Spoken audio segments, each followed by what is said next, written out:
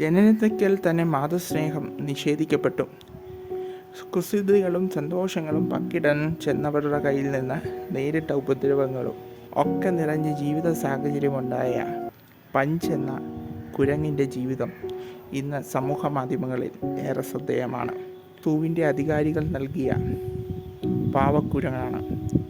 തൻ്റെ സന്തോഷങ്ങളും ദുഃഖങ്ങളും തൻ്റെ കുസൃതികളുമെല്ലാം തന്നെ ആക്രമിക്കാൻ വരുന്നവരിൽ നിന്ന് രക്ഷ പ്രാപിക്കുന്നതെല്ലാം ആ പാവക്കുരങ്ങിലായിരുന്നു.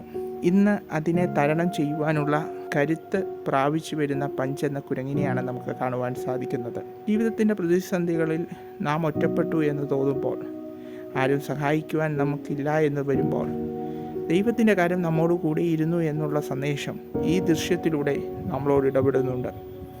നമുക്ക് വേണ്ടി കരുതുന്ന, നമ്മെ ചേർത്ത് പിടിക്കുന്ന, നമ്മുടെ മുറിവുകളെ ഉണക്കുന്ന ഒരു ദൈവത്തിൻ്റെ സഹായം നമ്മോട് കൂടെയുണ്ട്. അതുകൊണ്ടാണ് ദാവീദ് പറഞ്ഞത്, അപ്പനും അമ്മയും എന്നെ ഉപേക്ഷിച്ചു, എങ്കിലും യഹോവ എന്നെ ചേർത്തുകൊണ്ടു. ജീവിതത്തിൻ്റെ വേദനകളുടെ നടുവിലും പ്രയാസങ്ങളുടെ നടുവിലും ആരുമില്ല എന്ന് ചിന്തിക്കുന്ന ഒരു ജീവിതമാണോ നിങ്ങളത്? എന്നാൽ അവരുടെ നടുവിലേക്ക് ഇറങ്ങി വരുന്ന ഒരു യേശുവിൻ്റെ കരമുണ്ട് എന്ന് ഇതിനോടൊപ്പം ചേർത്ത് പറയട്ടെ. ഒറ്റപ്പെടുന്നവരെ, ദുഃഖിക്കുന്നവരെ സഹായിക്കുന്ന ആ ദൈവത്തിൻ്റെ കരങ്ങളിൽ ഹൃദയങ്ങളെ സമർപ്പിക്കുക.